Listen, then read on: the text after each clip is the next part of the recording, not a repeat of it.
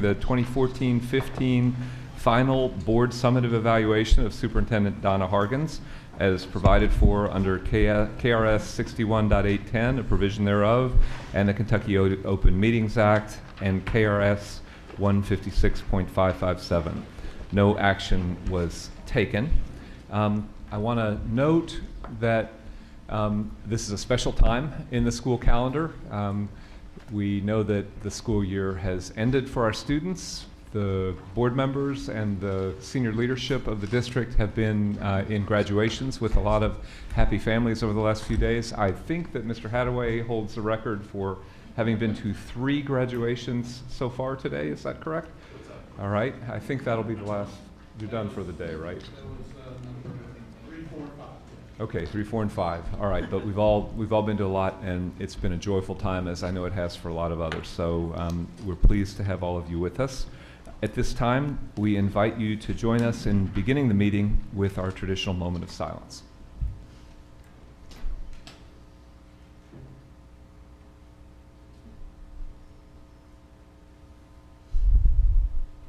Thank you. Now it's time for our student guests to lead us in the Pledge of Allegiance. Would our students come forward, please?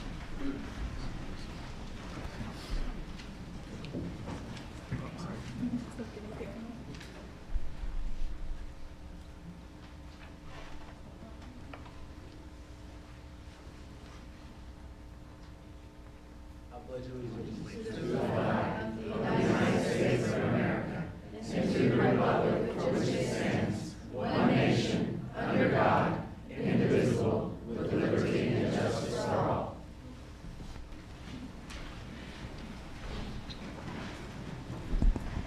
Thank you to our students. At this time, Dr. Wilner will read our vision statement, please. All JCPS students graduate prepared to reach their full potential and contribute to our society throughout life. Thank you, Dr. Wilner. It's now time for recognitions and resolutions, and Ms. Terry Robinson will present them. Thank you, Ms. Thank Robinson. you. Dr. Hargens, Board Chair David Jones Jr., and members of the Jefferson County Board of Education. This evening, we begin by recognizing a very creative student, Alexandria Brown, who attends Newburgh Middle School. She received a $1,000 Math Moves You Middle School Scholarship for her multimedia presentation that illustrated the importance of math in the world around her. Her school also received a $1,000 matching grant. Board member, Dr. Lisa Wilner, please come forward to extend congratulations to Alexandria. Alexandria, will you please come forward?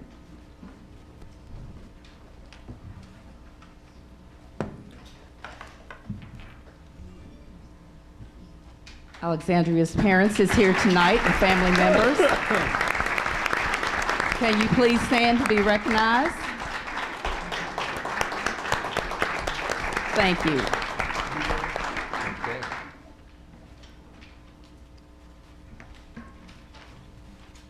Next, we have the honor of bestowing recognition upon 3 distinguished schools: Doss High School, Seneca High School, and Johnson Traditional Middle School as leading examples of community service through a national initiative, the Lead to Feed World Hunger Leadership Challenge.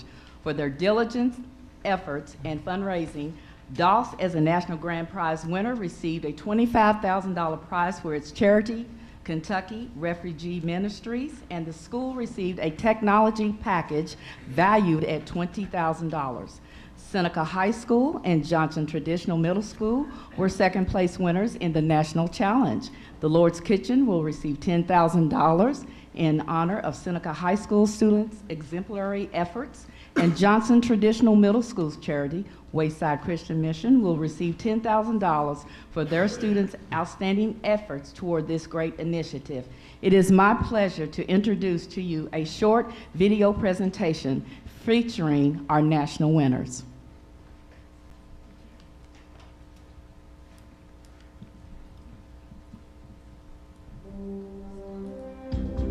There was many refugees that were about to come to Louisville, so our mission was pretty simple and our focus was pretty straightforward. And that is, all of these ESL kids wanted to feed those Syrians on their first day. realizing at the same time, most of these kids remember their first day in America because somebody had to feed them on their first day in America. As an international student that I lived in multiple countries, and I really experienced this. And I've seen lots of people who don't have homes. They're homeless. They don't have food. They're sleeping on the street. I've seen those all, and it's really made me to do this program and help them. These students were focused. They raised money for a field trip. They collected food, cooked and prepared meals at the Lord's kitchen. So not only did they just collect food, they went and served and prepared and saw the face of hunger. I'm in ROTC also, and in ROTC you have to have a certain amount of community service hours. So I decided I'm going to join the club, get these hours, and then leave. But once I joined the club, I decided I wanted to stay. I knew I wanted to do something in my community because when I was little, there were nights when I wouldn't be able to eat, and there were nights when I actually needed help, so I felt like I just had to give back. For other people who aren't in community service clubs, I feel like they have to give back. I mean, because there's people helping you every day, like kids that eat free lunch. There's someone that pays taxes every day so that you can eat your free lunch. So it's only right if you give back. Amazing, like we didn't picture this to happen. Like we feel important and like we helped them a lot. Like to imagine like the hungry people, like their face when they see the food, like that warms our heart. Like we just wanted to help people. We didn't want like recognition or nothing. We just wanted to help them. So it's a really big deal to get recognized for it. Everybody should be involved in this. If we want to change our city, our community, not just because one finger can do anything. If we grab our whole finger, we can make the difference.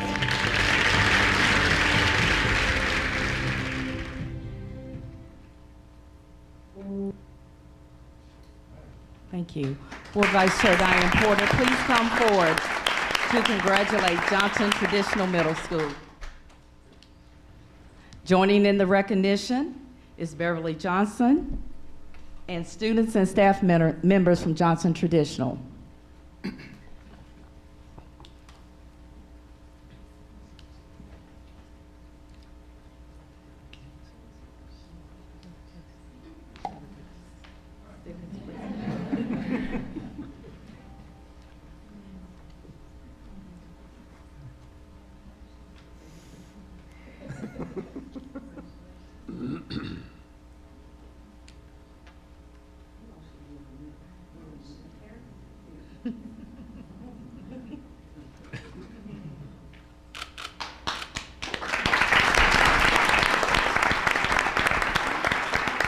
Thank you.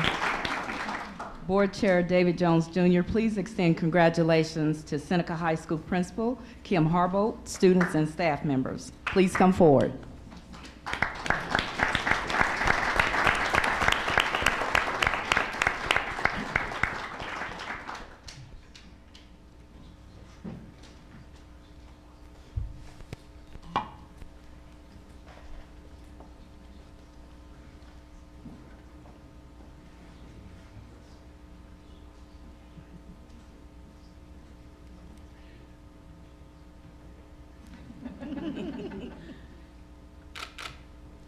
Thank you.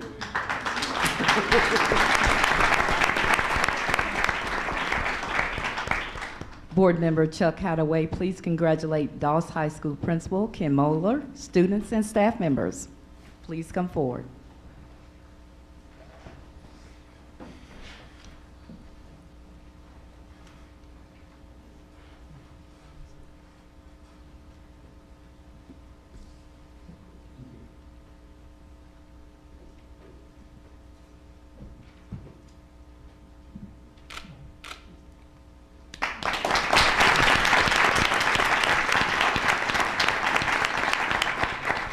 Finally, we are very proud to recognize another excellent JCPS educator, Kitty Head, an adult education instructor, for receiving the 2015 Commission on Adult Basic Education Outstanding Teacher of the Year Award. The award recognizes an individual who has demonstrated excellent leadership and commitment to the adult and continuing education profession. Kitty is a student advocate who has the ability to reach students on a personal level to better understand their needs and guide them to the skills and training necessary to attain their individual goals. Board Chair David Jones Jr., please extend congratulations to Kitty Head. Joining in the recognition is her director, Joyce Griffith. Please come forward.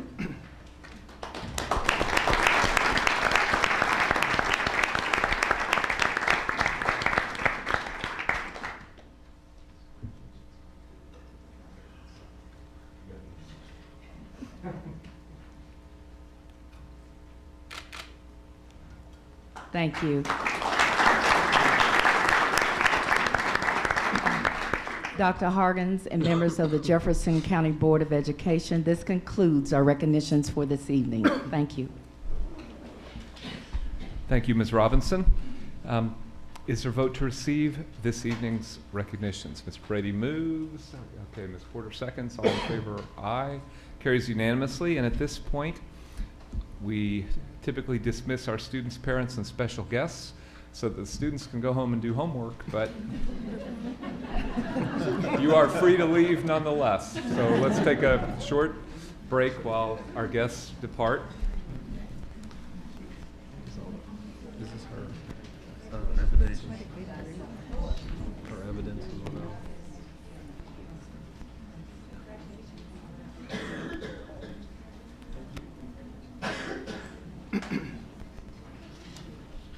Okay, great. Is there a motion to approve the minutes? Mr. Brady moves. Mr. Hadaway seconds. Any comments or corrections on the minutes? If not, all in favor? Aye. Okay, that passes unanimously. And now it is time for the superintendent's report. Dr. Hargens? Thank you, Chair Jones and members of the board. It's my pleasure to call to your attention a few items of special interest. First of all, I'd like to welcome the class of 2028 as they count down to kindergarten and congratulate the class of 2015 and their families for their celebration and celebrate with them as they graduate. In updating the success pathway timeline, as I promised I would do every 2 weeks, I just want to note that there is progress as we move along that timeline.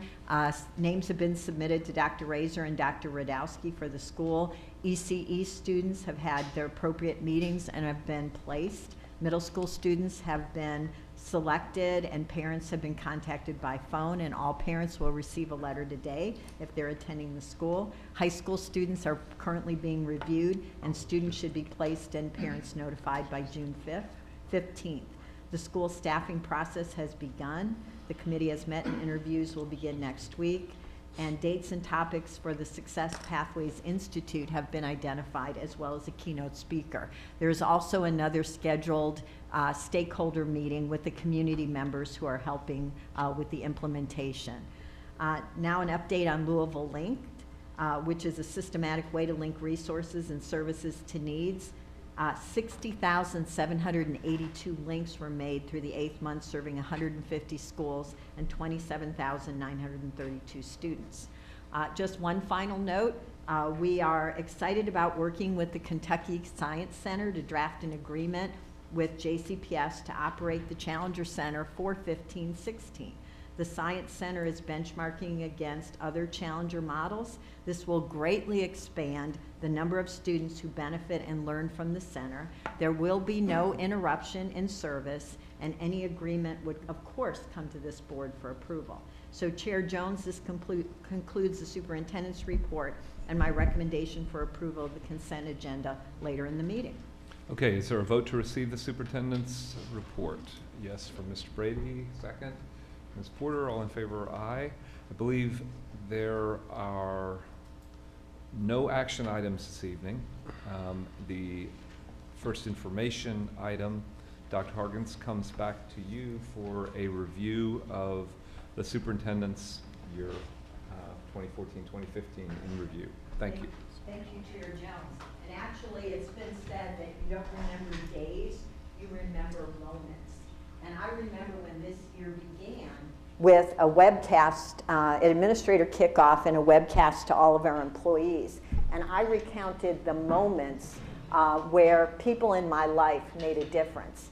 And I know the 14-15 school year has been full of moments where our employees inspired, lifted up, supported our students. So we're excited about all their efforts, and I congratulate them for their efforts. But I would like to show you first, I can't show you every moment, but I can show you the 14-15 school year in 15 tweets. So congratulations again to everybody that graduated. Didn't it seem like just yesterday on August 13th it was opening day, and I started my day at 5:22 a.m. with Faith Stroud as she opened the 6th grade academy at Frost. And then of course I want to congratulate the Ice Bucket Challengers at Atkinson Elementary, who demonstrated our vision that you contribute to society throughout life, and that was in August. Then in September, we honored 46 students who were National Merit semifinalists, which is outstanding. At Highland Middle, Jacqueline Woodson, who later won the National Book Award, actually chatted with students about her new book, Brown Girl Dreaming. Then who else but JCPS does a bar chart, a live bar chart with real students to demonstrate when scores were released, how we're a moving and improving district and how our achievement is improving. Then we want to acknowledge Pleasure Ridge Park student Dasha Price, who really got involved in making sure that people participated in as citizens and voted. Then our national board certification teachers, we had the 7th highest group of new teachers to achieve that certification, 52 national board certified teachers. That was tweet number 6 in our 15 tweets. Then how about this young man at Barrett Traditional, Andrew Dunn, who developed a Random Acts of Kindness Day to encourage others to give back. Then Lucy from Bloom actually had an exotic recipe that earned her a trip to the White House. And here she is with Chef Edward Lee, who worked with the students at Bloom. Then Fern Creek had 2 tweet moments. One was when Brent Peters won the Kentucky Council of Teachers of English Award, and then followed by, in April, when Secretary of Education Duncan visited Fern Creek. We all remember when Principal Vitito won the Milliken Award in January at Breckenridge Franklin Elementary. And then remember the snow? That kind of lingered with us from November to April. So we did have some tweets about the snow. But remember, we kept learning, we kept wondering as we were closed for snow. Then Justin Jones has a memory of a lifetime as he participated in Coding at the Beach, and he got to actually have a picture taken with President Obama when he was here in Louisville. And then my moment, what happened today when I met Miss Bunny, the final tweet. Miss Bunny is the bus driver who saved the student Danielle from choking on her bus. So everybody needs to meet the fabulous Miss Bunny, one of our fabulous bus drivers. So that's the school year in 15 tweets. So I appreciate, again, all the moments that our employees have given to our students. And just as I told all of the staff in JCPS, there are certain people in your life that you remember, that you'll remember forever. Our employees will be those people for many of our students as this year goes on. So what I want to do really briefly is, as I review, and you've gotten all this information, so I decided not to do another PowerPoint, but to actually walk around the year in review and talk about what happened this year. But I'd first like to set the context of what's happened in 4 years. Remember, when the journey began, we started here. Our rank was the 9th percentile, and we had 18 priority schools. So we began with some really important things.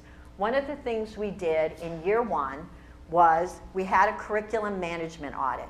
And remember, the curriculum management auditor said, what should you do first? You should do an organizational review. So we began that in the first year. We also did research about what works.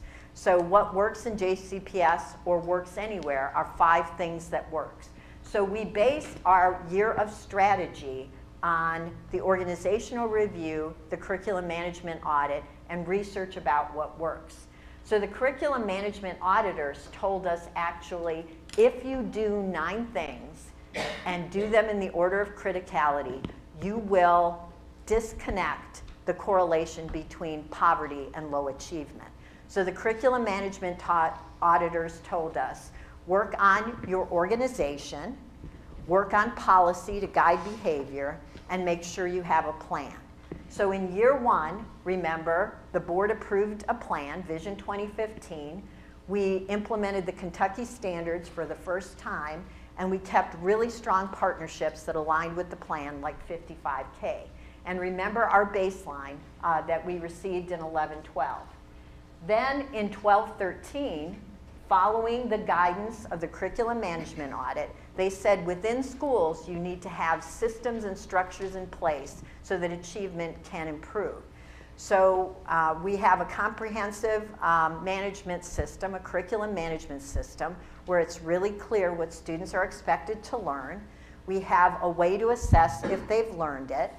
We now use the Charlotte Danielson model that is in the educator growth system about what are the best practices to model after, and we have ways to monitor it, as well as professional development to support students or to support teachers.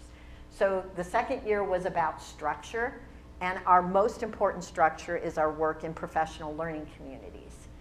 Year 3, we started something which is a bookend to year 1, which was the financial audit. And in year 3, it was all about action, implementing the plan. And I'm just going to highlight really quickly some of the things that were happening in year 3. We began, actually, the year before it began, the educator growth system work. The EQUOC committee began its work. We started using NISL, which is the National Institute for School Leadership, to make sure we were creating a strong pipeline of principal leaders. John Marshall issued the Equity Scorecard. Dewey Hensley began the School Improvement Academy for schools that had not met their target. We began Louisville Linked, and we became part of the Ford Next Generation Learning Community.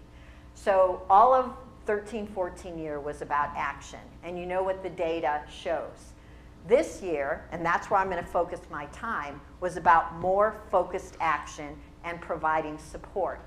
And the last 2 things that the original curriculum management auditors said, get your structures and things in place so you can attack the gap and you can provide equity, equitable distribution of resources so that students can get what they need. So this year has been about that. And I just want to mention, so it's focused action and support. We continued, the year began with a keynote by David Novak, Taking People With You. Based on his book, we implemented the Golden Oar Award, which we give out to employees like Miss Bunny, who exhibit the values of the Jefferson County Public School System. We are in our 3rd year of the Hilliard Lyon Excellence Awards. This year, our cabinet has had the benefit of having executive coaches. Marshall Goldsmith, who's a renowned executive coach, has worked with our cabinet to make us a better team, and we've also worked with strategic consulting. Last summer, the cabinet went to Harvard to the Public Education Leadership program.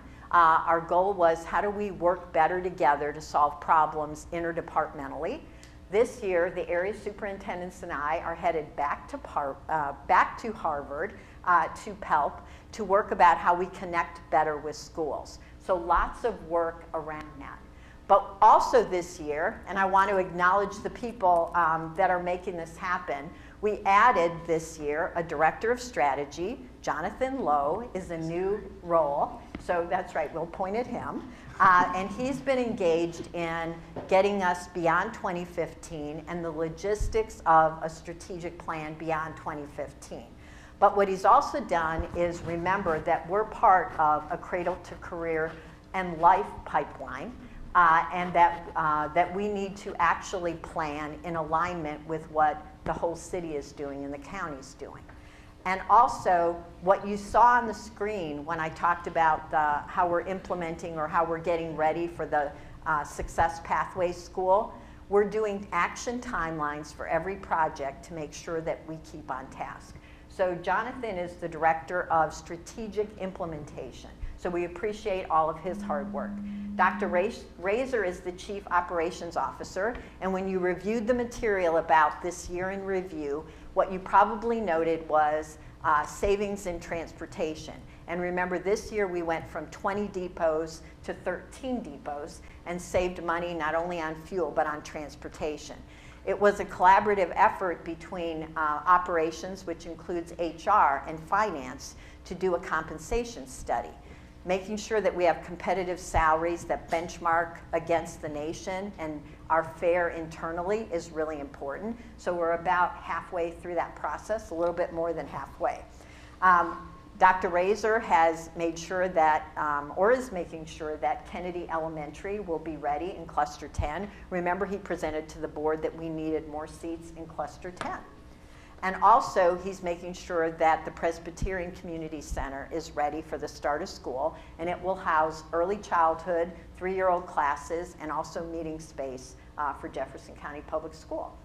I talked about when John Marshall issued the equity scorecard, which is huge, but he didn't stop there. This year, John has made sure that schools have individual equity scorecards so that an individual school can see how they measure up and what their data shows them. You know that we committed with the Council of Greater City Schools for the Males of Color commitment, and Mr. Marshall is on the ground making sure that that is very action-oriented and that we're doing things along with Metro government and Louisville to make sure that we're recognizing and providing opportunities for our males of color. And John has also taken over lots of things to do with extended learning, like, for instance, coding at the beach, Street Academy, and also literacy and chess. Our students actually learn to read in the context of playing chess over spring break. So thanks to John Marshall for all of his hard work. I would be remiss if I didn't stand next to Dr. Hensley and say, more effective instruction in more classrooms, more of the time, is part of what our reason is for the success that we've had. And I also be remiss if I didn't say it's about all students being able to read by 3rd grade.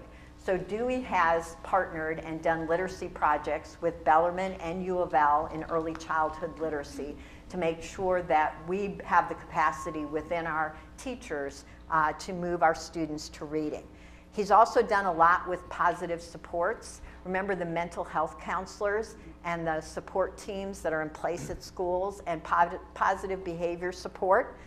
The other thing that's present in schools this year due to his leadership are transition centers in every secondary school to make sure that students have an opportunity to regain their academic footing before they go back into regular classrooms. And we're all about early childhood, so our parents now have a kindergarten readiness website where they can go and help their students be ready for kindergarten.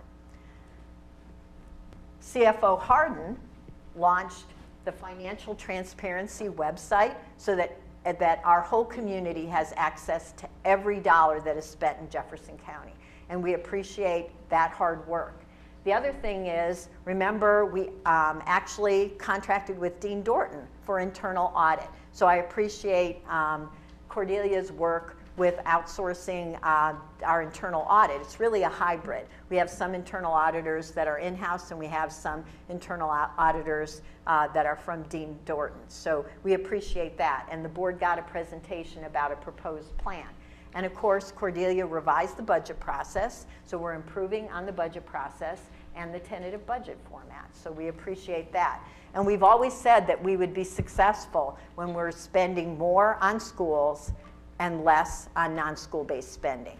And over the 4 years, we've spent $245 million more on school-based spending and $92 million less on non-school-based spending. So thank you, Cordelia. Stephanie Bateman is leading communications, and one of the exciting initiatives has been all the social media ways to communicate. You saw the tweets, but also JCPS Connect and superintendent's email blast, lots of way to communicate with our internal and external stakeholders. But her team is working really hard on a new website, which will launch in January of 2016.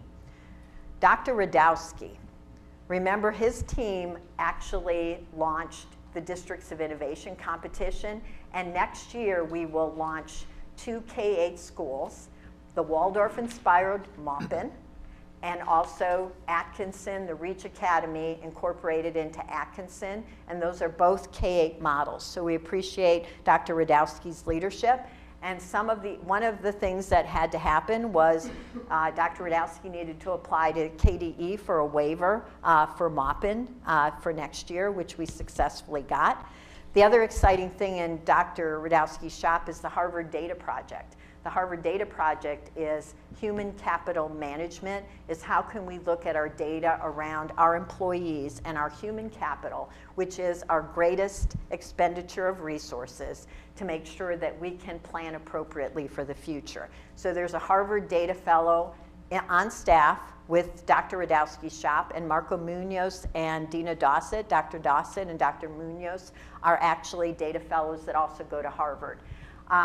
The other thing that we've done is we've really looked at how do you overcome obstacles. So we've actually had legislative priorities, and we all know that we very much advocated for Senate Bill 132 to give us another tool to help low-performing schools.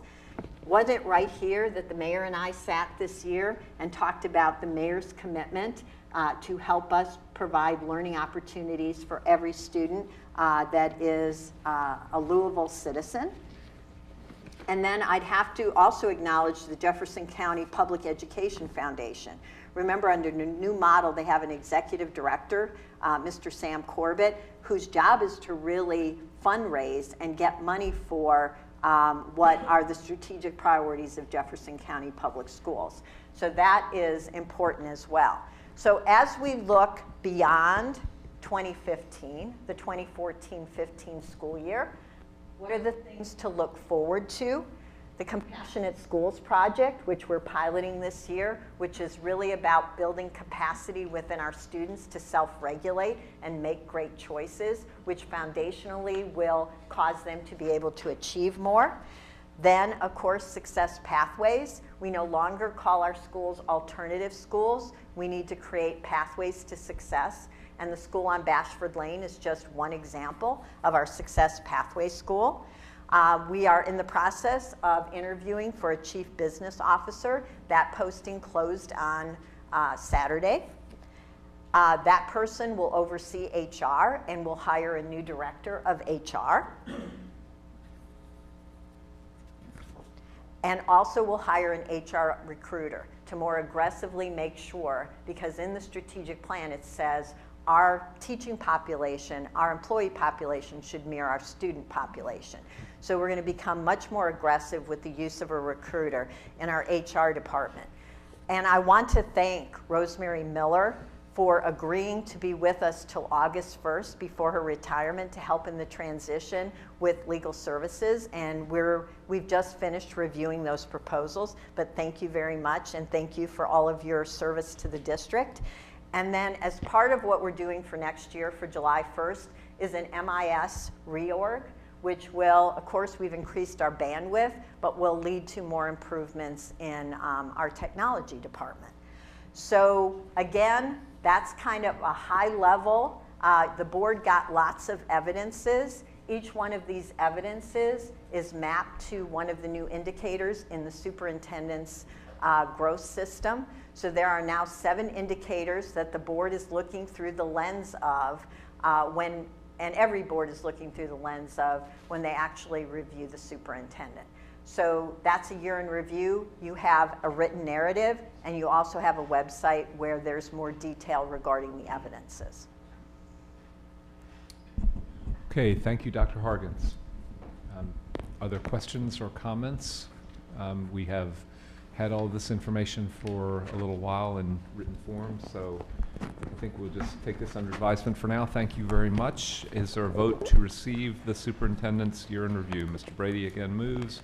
Ms. Duncan seconds. All in favor, aye. That passes unanimously. And Dr. Hargens, now that you've sat down, we're going to turn to you to introduce the next item, which is the proposed boundary changes for Cluster 10 elementary schools. Well, this is the first reading, so there will be no vote on this, simply an information item. that's correct. You're just going to accept the information or vote to accept the information. And actually, Dr. Dossett will just show you again what the boundary will be for Cluster 10 elementary school. Thank you.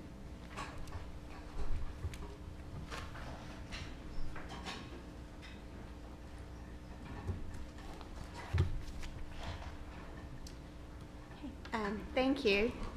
Tonight I want to take this opportunity to share the proposed boundary changes for Cluster 10 elementary schools in order to accommodate the new elementary school at Norton Commons site that will open in 2016-17.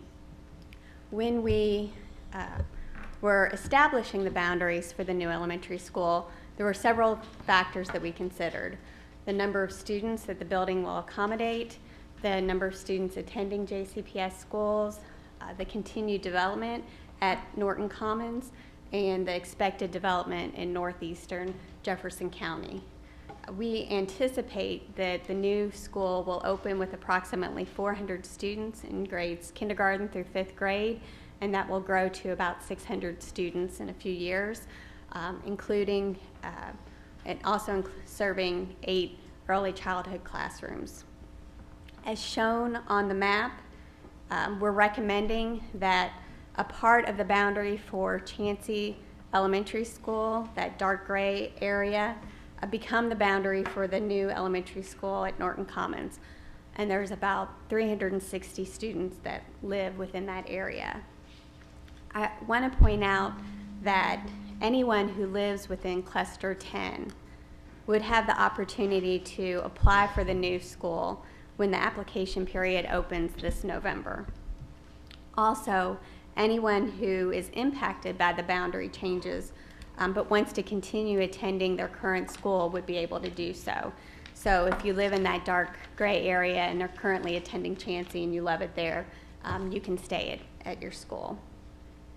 We're also proposing that a small part of the boundary for Zachary Taylor that's represented there in green in Cluster 11 be reassigned to Cluster 10 in Norton Elementary School in order to ease some of the crowding at Zachary Taylor and help increase the diversity within Cluster 10.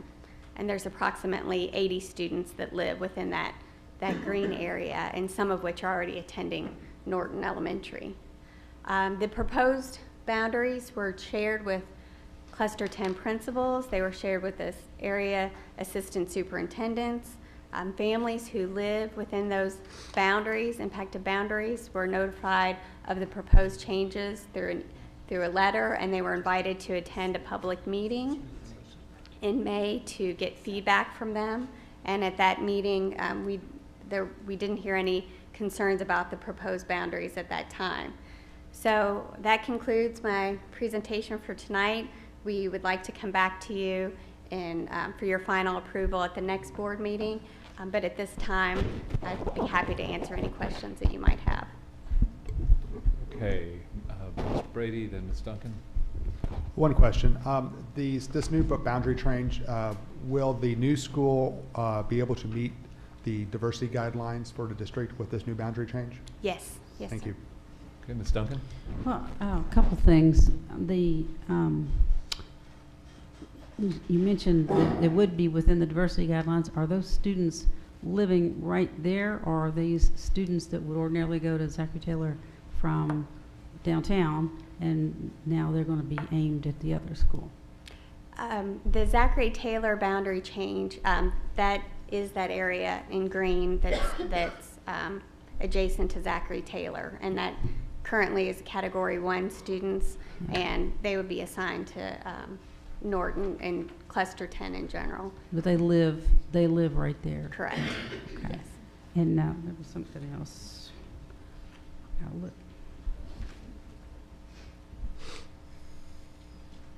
Oh, how many people were at the meeting when you held the meeting? I would say about 30 parents and staff. Then they lived within that area or within the cluster? Within just somewhere in the cluster? Most of them live within that dark gray area, but it was open to anybody that wanted to attend. And many of the questions that they had around the new elementary school weren't really around the boundary changes. They were mostly around logistics, around where's the carpool line going to be, and what's the bus schedule going to look like, and what about the staffing, and questions around access to the YMCA site and how that would work. Okay. Ms. Porter? I have several questions. Would you expound on the statement you made about expected development of Norton Commons? What does that mean? So approximately right now, the Norton Commons site is about half developed, and we anticipate more development in that area as they continue to build. So they're projecting about 3,000 units, and it's about half built at this time.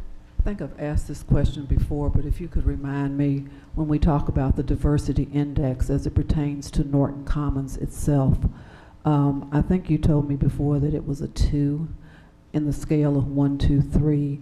Could you give me the estimated cost of property in Norton Commons and what the diversity is within that development? Or do you, and if you don't have it right now, you can get it to me later, because it appears to me that we are putting students in a school that all live very close to that area, if I'm correct. So if you're saying the Zachary Taylor students in that green area will go to Norton Commons, so this is different than what we've done in other schools. So could you kind of talk about that a little bit? Sure. And that area in Zachary Taylor would bump into the Norton elementary boundary, but students within that green area would have access to any of the Cluster 10 elementary schools. And in terms of the diversity, you're correct. The Norton Commons right now is Category 2. It was based on the 2010 census, and I would imagine that as that area continues to grow, that we might see some changes in the category as we see more housing developed. I don't have the approximate cost of the houses in that property development, but I can look into that and get that information to you. Okay, thank you. And the only other comment I have is I think Ms. Duncan asked about the number that attended the meeting, and I'm always very concerned when we come back with a number like 30, and of the 30, maybe 1/3 of that is JCPS staff. So I don't think that that's our best job of communicating out to parents. And I know that my colleagues are trying to teach me Twitter and everything else, but my concern is knocking on the doors and getting people to the table so that they clearly understand the options that are available for them. I think that is our responsibility as a district. So thank you for the information you brought tonight, and I will continue probably to ask a few more questions at a later time, but thank you. Okay.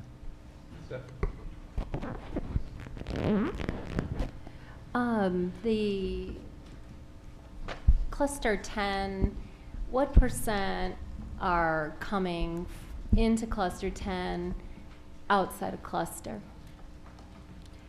I can get that information to you as well. I don't have that right now, but that's available in our data book, so I can pull that information for you. Yeah, it looks like the interesting dynamic is that exactly what Ms. Porter mentions is the concern that Norton Commons will soon be classified as a Class 3.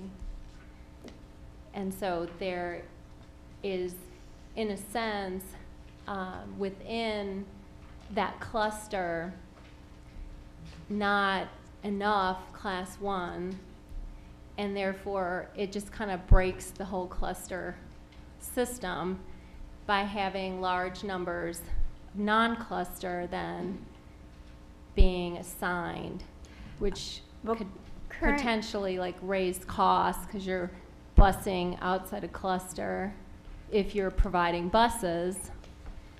Well, right now, Cluster 10 is made up of Bowen Elementary, Chansey, Middletown, Norton, Stouffer, and Goldsmith. And so the only students that would be attending those Cluster 10 schools would be students that live within Cluster 10 unless they applied for a transfer. Right, and right now, like if you look at Zachary Taylor, we're 30% non-cluster children are attending Zachary Taylor, and only 173 approximately are attending from the local boundaries that you see on this map. And so they are going to take away 80 children in 2016 from Zachary Taylor. So that would leave approximately 100 students that would be attending Zachary Taylor from within this local resides. So you're looking at, the question is if there aren't magnet schools in the East End, and then you have a school, Zachary Taylor, which is a Title I school with 100 children from the local boundary, you're then, the 30% are coming in from a non-cluster, and then the remainder are from within the cluster. But it just, I guess it begs the question for me, is Zachary Taylor, like what, is Zachary Taylor just a district school, or is it there to be a district school? Because it's not like a local resides school, because there's only like, you're dwindling the local resides. So Zachary Taylor is part of Cluster 11, and so the 30% aren't out of cluster students. They're within the cluster, but they're out of Zachary Taylor's resides. So they still have an opportunity if they are at Wilder or Roosevelt Perry or Dunn or Lowe or Bick to apply to Zachary Taylor, and that's how those students would attend Zachary Taylor, is within that same cluster. They're right, applying. but you've already got 30% that aren't. So I guess it's just, So, you know, the question, it's out there. You have 30% outside of cluster. What's the question that relates to the Norton Commons boundaries? Well, the Zachary Taylor doesn't really have anything to do with the Norton Commons boundary, but we're making a boundary change that's really affecting Zachary Taylor, you know. And so I guess my question is, are we opening up this for further discussion to look at what's going on at Zachary Taylor, or are we going to open up cluster 10 and 11 to further boundary changes, or is this, why is this being done? The Zachary Taylor proposal is being done for two reasons. One, to help the crowding at Zachary Taylor, and also that area of Zachary Taylor is our Category 1 students that will help the diversity of Cluster 10 in general. Ms. Porter? Just quickly, in the interest of time, because I know we're going to do executive session, would you make the opportunity available for school board members that want to participate in a meeting so we can ask unanswered questions? Because I really don't think that in the period of time that we're working with tonight that we can receive all the information and all the questions answered, and I'm willing to give my time at another meeting where there are no time constraints, please. Absolutely. I think that's a good idea, and I think it needs to happen before you bring this back, right? Sure. So that means probably pretty quickly, right? Lisa? Just as part of that, you know, we get presentations that seem very reasonable, and, you know, everybody can stay where they want to stay, and it's not really going to affect anyone. And then we, of course, later find out that people are affected, and there are things that we've not considered that haven't been part of the presentation. So I would be interested in this next meeting, or this additional meeting, that we can have more stakeholder input as part of the the data that we're considering. Okay. Okay, is there a motion to approve the first reading of the proposed boundary changes for Cluster 10 elementary schools? Mr. Brady, is there a second? All right, Ms. Horn seconds. All in favor? Okay, that passes unanimously. Great. Okay, the next item is the student progression, promotion, and grading handbooks. This is a first reading. And Dr. Hargens, would you introduce it, please? Yes, thank you. And Dr. Branham is going to present this item. And actually, every year we bring you back the student progression, promotion, and grading handbooks. And Dr. Branham goes through any changes. So this is, again, acceptance for a first reading. This is not approval. And what we would like to do is have the opportunity. The board or the committee worked on lots of things. A small portion of what they worked on was a grade scale, the numbers that associate with a letter grade. And we are planning to have a work session on June 22nd to talk about that issue. So this is just to talk about the other changes in the handbook, and I'd ask the board to save a discussion about the grade scale until the committee has an opportunity to work in a work session. Dr. Hensley? Thank you, Dr. Hargens, Chairman Jones, and board. Our student progression, promotion, and grading handbook is our way of attempting to find standards across our school districts. So we've each year in the last 3 years, I believe, made some real changes to it that have improved that document and given everyone a greater sense of stability and a greater sense of understanding of policy. So I've asked Karen Branham and her team that have worked really hard over the past year with the committee to present on the SPP&G. Okay. Thank you. Good evening, Dr. Harkins, Chair Jones, and members of the board. Tonight, we'd like to provide an overview for you of the SPP&G review process and then answer any questions that you may have about the recommended changes we're sharing with you tonight. Joining me this evening are Dr. Pam Royster, College and Career Readiness Specialist, also Margie Eckerly, ETC in Achievement Area 6, and Jan McDowell, ETC in Achievement Area 3. In addition, I'd like to have any of the committee members who were able to come this evening to please stand so we can recognize their work.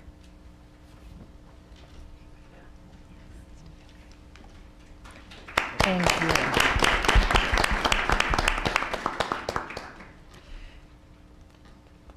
We started the review process this year back in January of 2015, and we brought together a very broad-based committee.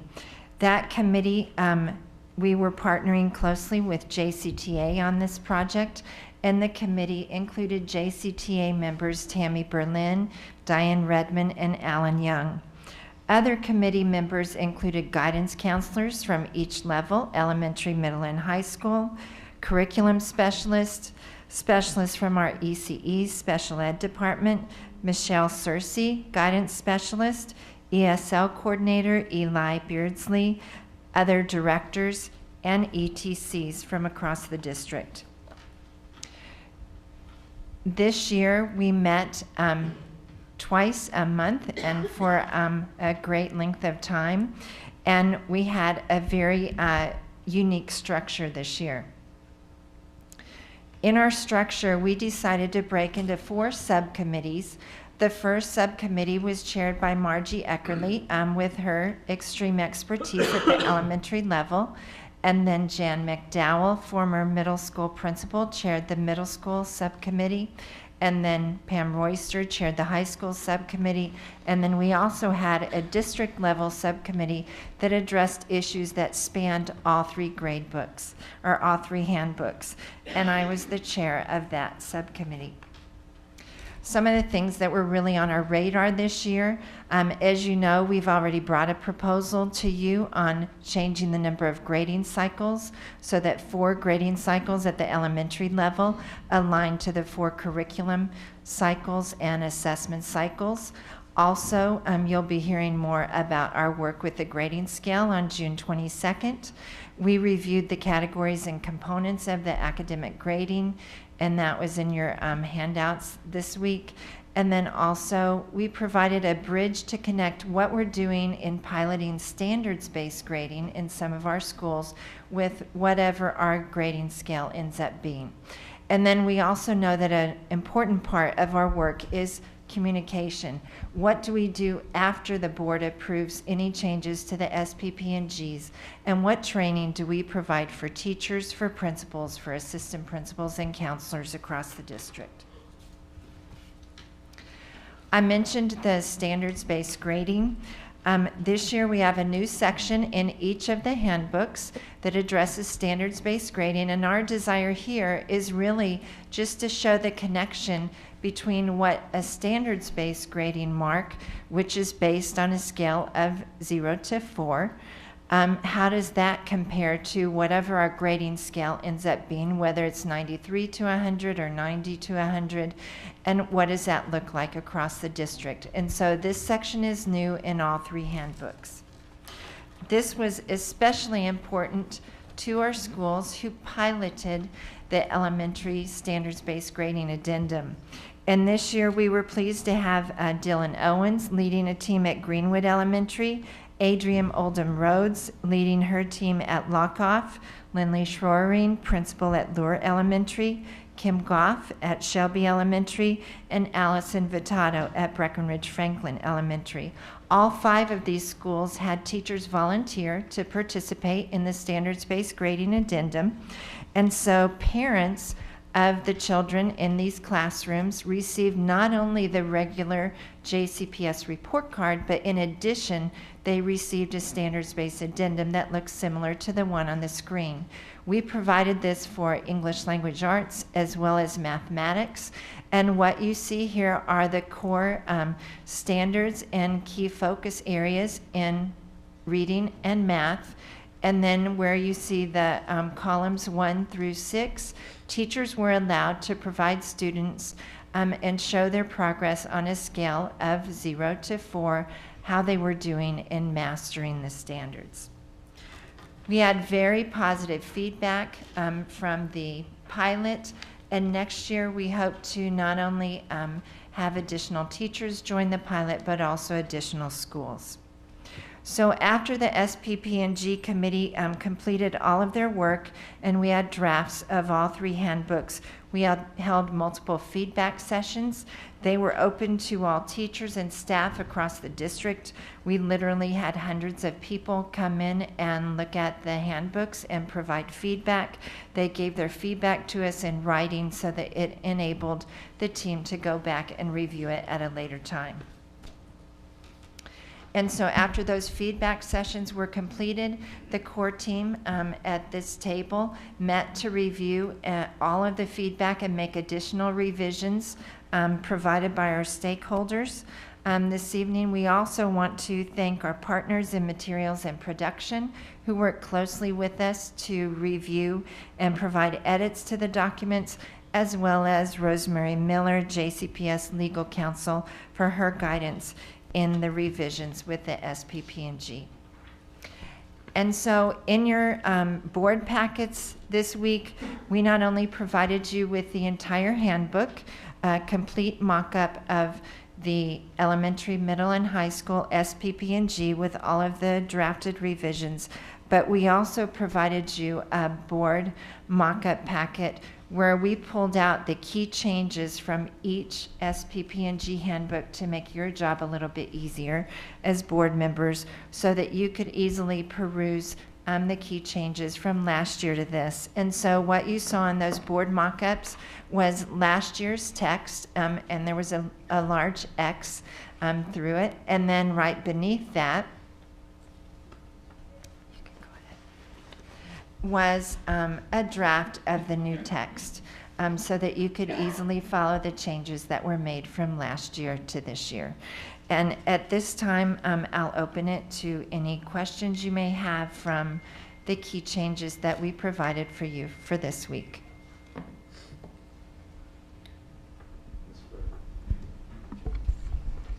Thank you. First of all, I want to say thank you for that document of key changes that have made our job much, much easier, and we certainly appreciate that. I do have a concern, as you're well aware, of the grading scale, and I understand that there's a subgroup or subcommittee that looked at that, and I believe the subcommittee did do the work and they did what they were asked, but then when it came to an upper level, then they were asked other questions that really weren't considered, that should have been considered at the very beginning. None of that really should have been a surprise. This is something that I have asked about for over the last couple of years, and I know I asked last year, and I know during February I brought it up once more to make sure that this was continued, and this was discussed in a very thought out manner.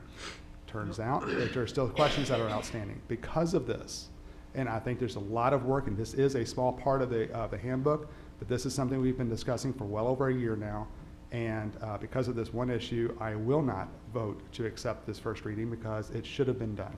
I do look forward to the work session that we'll have on the 22nd to learn more about this, and I look forward to being able to vote yes for that once that work session concludes. Thank you.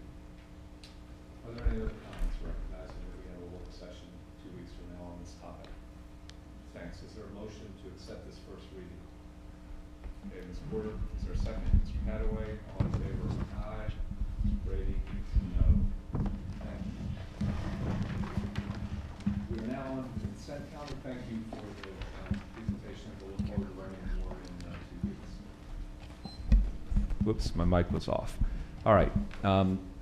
We're now moving on to the consent calendar. There are no tie bids. Dr. Hargens has previously recommended this for our approval. So are there any items that board members would like to pull down? Ms. Duncan? Yes, I'd like to pull down C and T.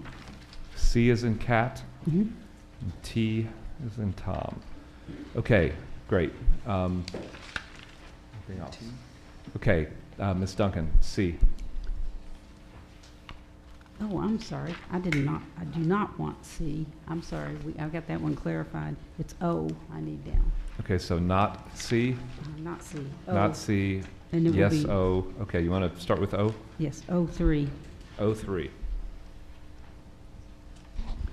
I just wanted to check on just some information related to that. This is funding to support the students that Catholic Charities brings to us. And I know we were given the two numbers, and I think the total, well, was this one is $88,160, and then the earlier impact grant was $75,040. And my question was, first of all, how many students does this cover that Catholic Charities has brought in and says this is funding? And after that, does this truly cover the educational costs of those students? So, Ms. Harden, is it time sensitive? Or could we bring this back on the 22nd, or can we answer this? This particular grant, when the budget was presented in order to get this grant, it does cover the expenses as laid out in that particular grant. Does it cover the cost of all the ESL refugees that is brought in through Catholic Charities? No, it does not do that. But for this particular grant, as presented to Catholic Charities, it does cover those expenses. Okay. Now, as far as the number, Dr. Hensley may be able to. Yeah, that would be difficult actually to calculate. It's kind of a lump sum that's spread out across all the students. So I'm not sure that I know that it doesn't meet all of our ESL needs and refugee children that we serve. So I would have to dig into that, and we need to bring that information back to you. Ms. Harden, the item says the program period is August 15th. So could we bring this back on the 22nd? Yes. Okay, so we could pull this, Chair Jones. So that one's pulled, and we'll come back. T? T is our CEP, the evaluation, new evaluation format, and I just had some questions about some things that I had read in there. So is there anybody that can answer that from the EQUAC committee? Dr. Razor and Mr. McKim can answer it.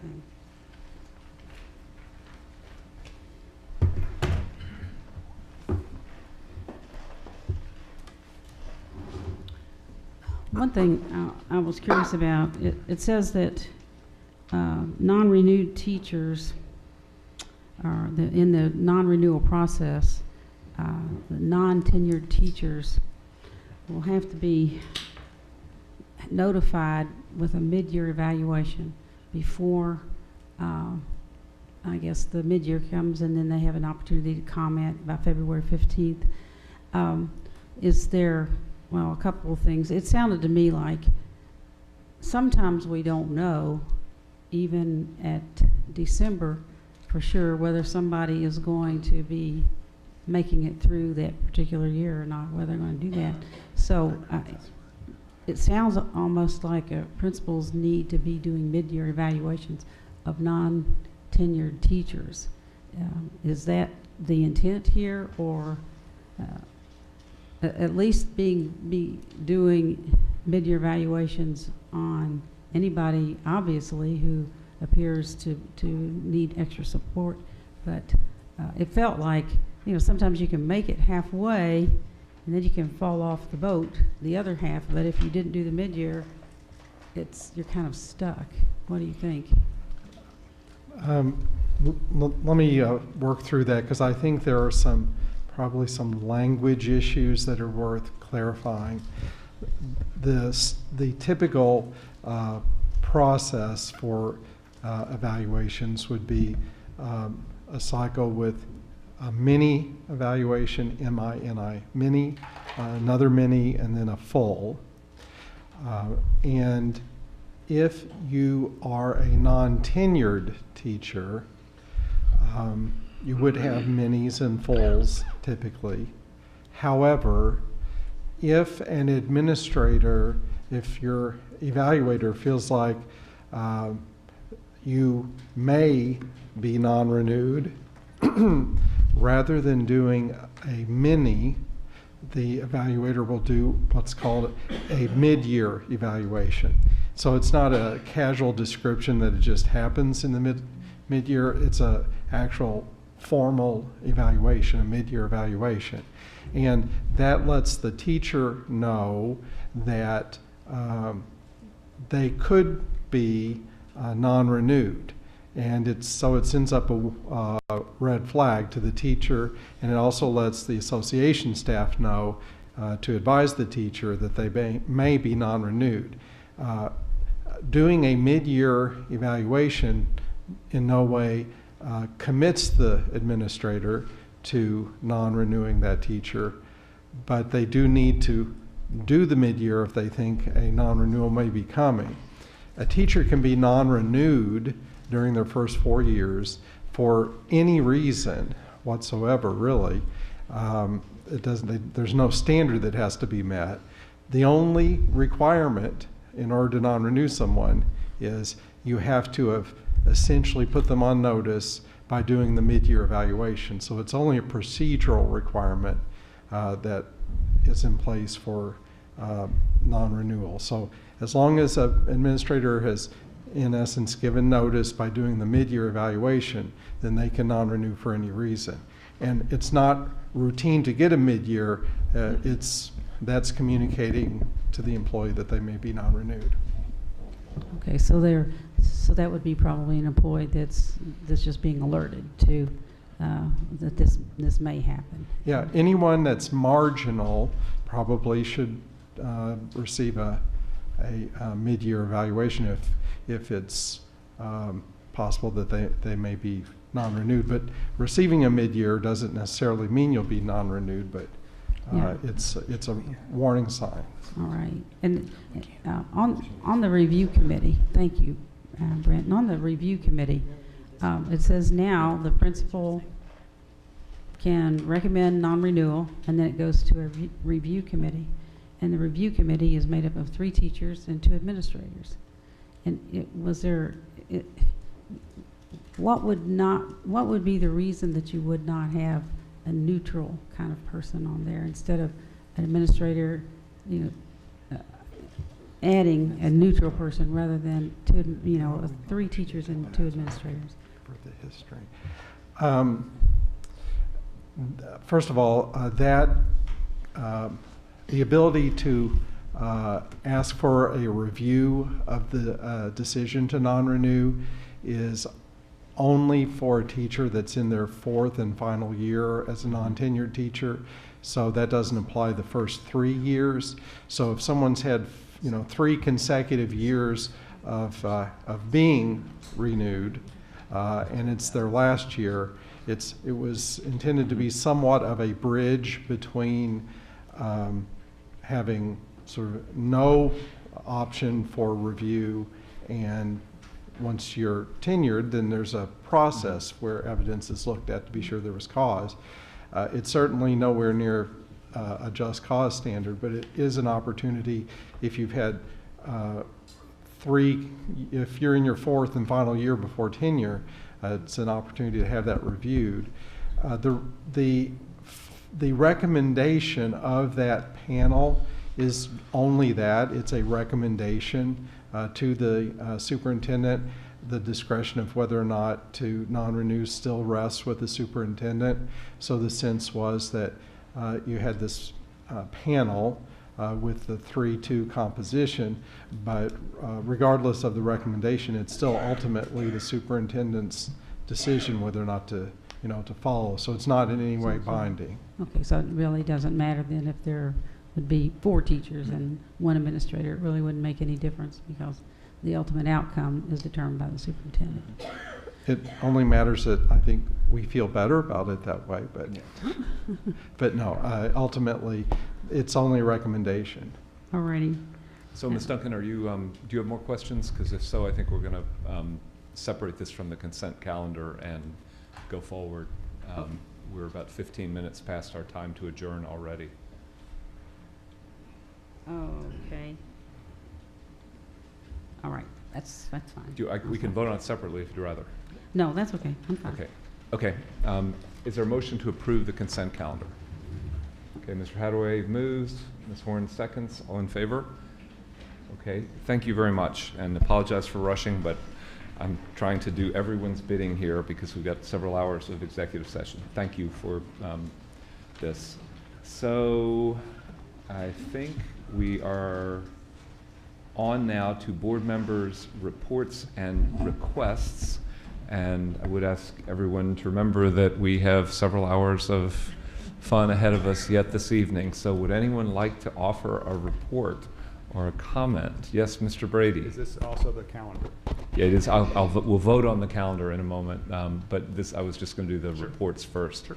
And hearing no request to report, Dr. Wilner. Sorry, just third request for a report on committees, and I won't go into the details of what I'm looking for. Actually, that's a good idea. Let's do quick. The committees have met. But I do want to say that I've been contacted by someone internally, and it sounds like it's a really complicated issue, so I wonder if it might need to be a work session instead of just a report. On committees within JCPS, within the organization, there are all kinds of committees and task forces, and they have all kinds of different descriptions and requirements. And so, as a part of our governance role, I think it would be helpful for us to have a better understanding of that. I think that's a good idea. My sense is we're pretty much maxed out on the work groups right now, but we need to have kind of a parking lot of other governance issues. We've been sort of trying to make changes on the fly as we talk about them in the offsite and stuff like that. But we should and that'll probably be an October So thing. I'll ask for a report in the meantime. Well, why don't we ask that to be added to the list so that and let's say in October we will tentatively have a work session or some kind of a conversation on governance, including committee structure. Good call out. Okay. All right. Yes, Chris. One quick request. I'd just like the administration to really start thinking about supply list and making sure that we are flexible enough to get the teachers the supplies they actually need, and make sure we get those supply lists up online for parents to get them in time. That was a big complaint last year, and I want to make sure we're well ahead of it this year. Okay. Thank you. Great. Is there a motion to receive the planning calendar? Oh, wait a minute. I need to talk about the calendar. That was a request. That was a request. I thought you were moving on to the calendar. All right, calendar. Okay. Right. Calendar is currently on the agenda. The calendar, the work session for the 22nd is not listed. Just want to make sure that that gets added. It will be. It will be. Anybody else on the calendar? Motion to accept it. Well, let me ask a Okay, question sorry, first. Dr. Hargens, is there in the plan somewhere where we will be informed about what we're going to do, or what we're thinking about doing to capture 16 and 17-year-olds as we approach 15 and 16 and we need to bring them back in? Is at any point, is there going to be any plan or anything that we need to hear? Sure, we can certainly update you about the status of the young people that would be returning because of the mandatory Raising age, the dropout raising age. the dropout age. Yeah, I just think that it'd be good for us to hear what the thinking is on that. Okay, great. Anything else on the planning calendar? Motion to approve it. Mr. Hadaway, a second. Mr. Brady, all in favor? Aye. Great. Thank you all very much. It is now time for persons who have requested to address the board on non-agenda items. And I'm pleased to report that we have 4 speakers tonight who would like to speak to us about the Challenger Learning Center. The first one is Laura Jones. And while Ms. Jones comes forward, I'll read the rules of the road here. Each speaker gets 3 minutes. At the end of 2.5, a gong will sound once, and at the end of the remaining 30 seconds, it'll go twice, indicating that you're done. So thank you very much for being here. Thank you. I'll try to keep it at 3 minutes. I'm an educator, so I talk a lot. Pull it up a little bit higher. Okay, how's this? Is that on? Okay, so when's the time? Is on? Okay, go ahead. As an educator with 25 years experience and 30 years in the aviation aerospace business, I come to support the Challenger Learning Center. I am also a stakeholder, a taxpayer, a business owner, a Jefferson County Public School volunteer with Bick Elementary as a sponsor of Blessings in a Backpack, and I volunteer alongside 25 industry professionals and community leaders on the advisory committee for the Challenger Center. We learned 6 weeks ago that our center staff was being dismissed and operations contracted to a third party. No one from the center or from the advisory committee has spoken to any of the decision makers. Little background, the center, we believe, was not properly designated. This is because it was originally acquired as a recruitment tool for the aviation program. This is a mistake. The center is the district's only STEM project-based learning tool, and it should be used for the entire district. It should have similar designation to junior achievement. We have STEM curriculum that fits directly into our 6th grade math and science requirements. It is designed to be used over a 6-week period, with the culminating experience being the actual mission in the simulator. The program is designed to teach complicated math and science concepts in an engaging, fun, relevant, and meaningful way. In February of 2014, we proposed a change in designation of the Challenger Center and submitted the curriculum for 6th grade. The principal of Shawnee was new, and we did not have the line of command to address this at the highest level. We have everything in place to move forward for all 6th grade students, and those missions have begun. The hard work in the classroom learning math and science skills are used in the mission, and teamwork and proper communication are vital, or the mission fails. But the students don't fail because they are empowered and interested and prepared. The definition of learning is a change in behavior as the result of an experience. This is that experience. If the center is assigned to a third party, it would undermine all of the work we have done creating relationships, industry partnerships, training staff, volunteers, and the curriculum that we are ready to launch. If we had a line of communication, we would have discussed redesignating our program. We would have discussed ability to accept donations that have been offered, and you would have known that Colonel Will Vandermeer and his staff have invested personal time, connections, and energy developing advanced AP curriculum with Dr. Ben Malfris from Morehead State University and with Chris Kimmel from Kentucky Space.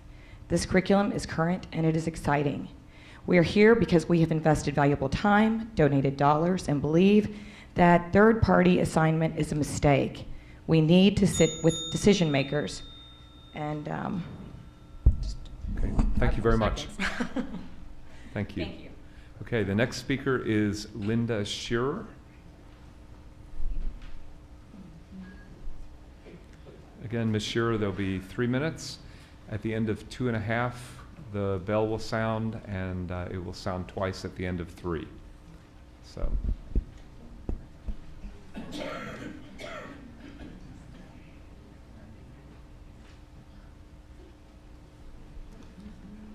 Okay, you may begin.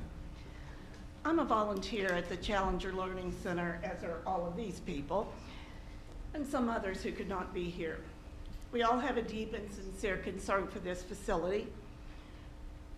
We've seen the children who come there to fly a mission, and we know what it means to them. We've seen them when they first come in, you know, typical 11, 12, 13-year-old kids looking bored and trying to look like they're not interested, and so they're more sophisticated. But as the mission continues, you see them becoming involved and wanting the mission to be successful and realizing they have to work as a team and they have to communicate in order to make that happen. By the end of the mission, when they're leaving, they are talking, they are laughing, they're asking us questions, they're wanting to know when they can come back. They tell us which station they want to run the next time they're there. They're giving us high fives. Amazingly to me, some of them say during the course of the mission, they did not even know there was an International Space Station, or that there had been a shuttle program, or that there was even NASA. Interesting, 6th grade. How do you think this happens? It happens because of the work done by the staff. They make the equipment work. There's a lot of digital videos and such. They make sure the supplies are there and ready. They make sure the script includes the core science ideas for science and math. They make sure they know the script so well that when weird things happen, as they do when you're dealing with a room full of children, they can keep on going, adjust without missing a beat.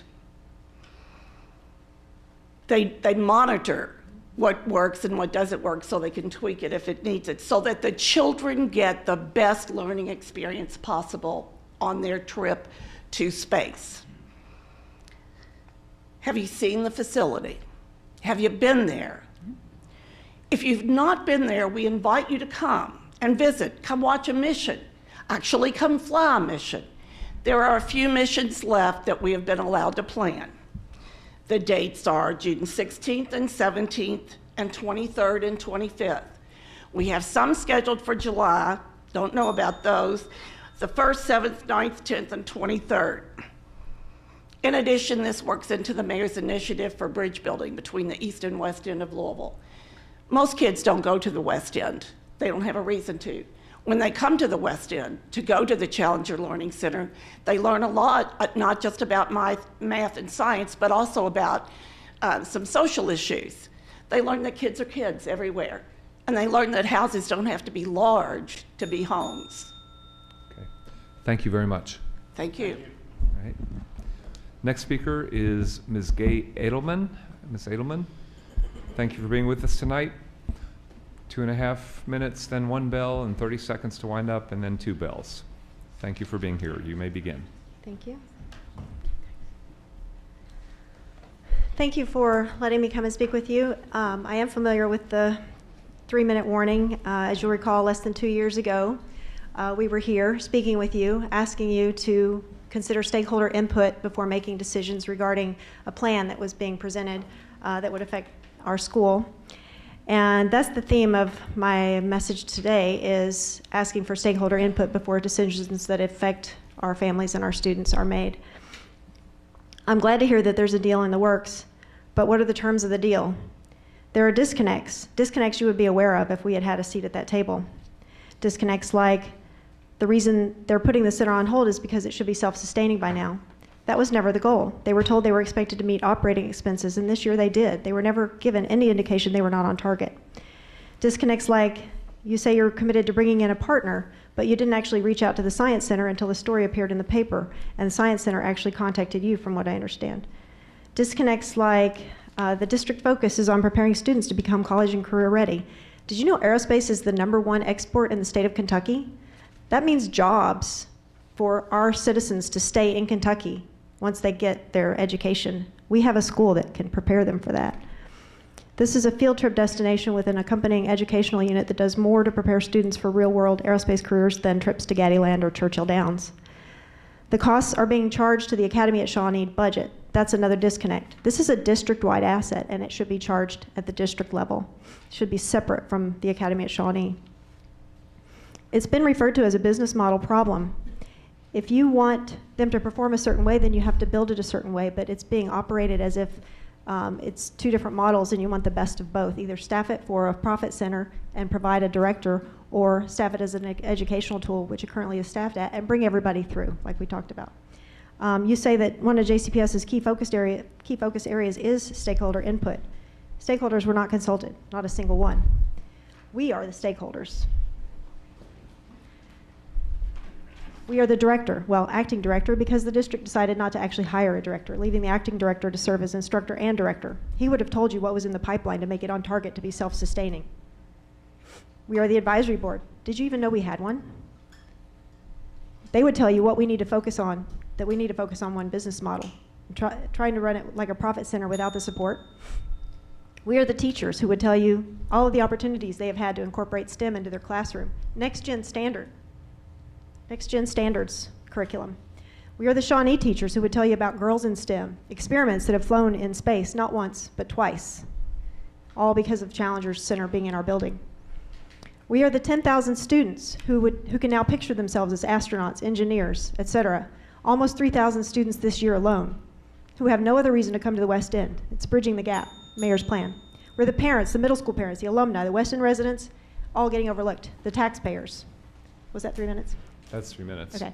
Yep. Thank you. We were the stakeholders who were not at the table. We would like to be at the table when the next decision is made. Thank you, Ms. Edelman.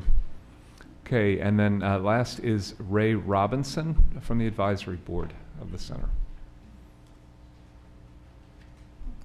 Okay, 3 minutes, bell after 2.5. Yes, sir. Good evening, Dr. Hargens, members of the Board of Education. I'm the Vice Chairman of the Challenger Learning Center Advisory Board, and on behalf of my fellow board members, we're thankful for this opportunity to speak before you. As the previous speakers have expressed, we're deeply concerned about the decision to eliminate the Challenger Learning Center funding from next year's school budget. From its inception, the Challenger Learning Center was going to provide another avenue for teachers and students to enhance their STEM learning.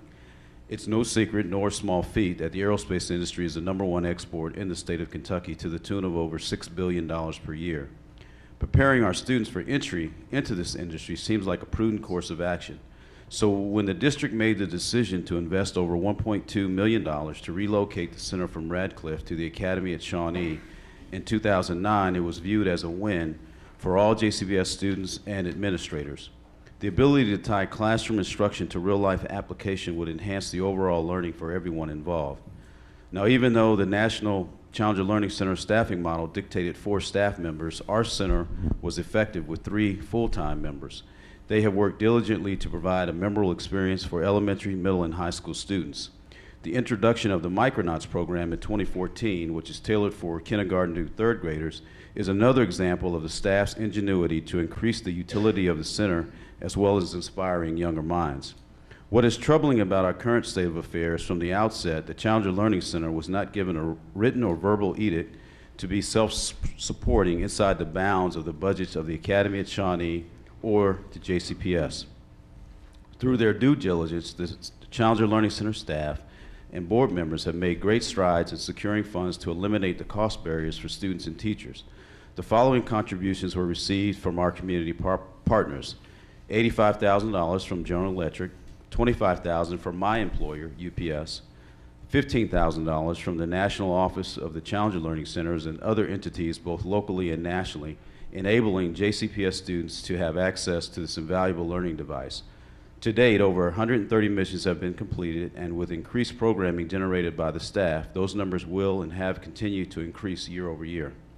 In closing, we are recommending the following actions: reinstate the funding for the calendar year 15-16 to minimize the loss of reservations while the center is in its current on-hold status, a transparent roundtable discussion with all community stakeholders to enhance the marketability and revenue generation to support the center, transfer the line of accounting from the Academy at Shawnee umbrella and place it under the district's line of accounting, since this is an asset to JCPS. And lastly, fully staff the Challenger Learning Center and provide specific duties and responsibilities to ensure the timely accountability can be enforced. In closing, I thank you for your time and appreciate the opportunity to speak to you on behalf of the board members of the Challenger Learning Center. Great. Thank you very much. And we want to thank the supporters of the center and the engaged community members for being here. Our practice is to refer this to, and all speakers, to Dr. Hargens, but you want to say anything now? Absolutely. I appreciate the stakeholders being here. The Challenger Center is a $1.3 million investment that we invested. It is an important asset to our system, and we do not intend to miss any beat. All the camps that are promised will go on. There's a budget request, so it's about making sure that more students benefit from this wonderful asset. So we appreciate the stakeholder involvement, and we share the same goal: more kids being engaged in learning STEM through the experience of the Challenger Center. So thank you. Okay. Thank you all very much.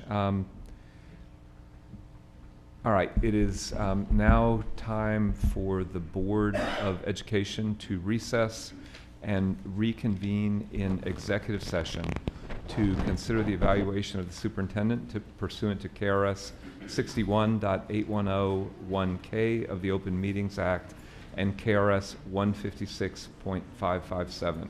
Is there a motion that we so recess and reconvene? Mr. Hadaway moves, Ms. Porter seconds. All in favor? Aye. Okay. Thank you all very much for coming this evening, and we will be back to adjourn after we finish the executive session.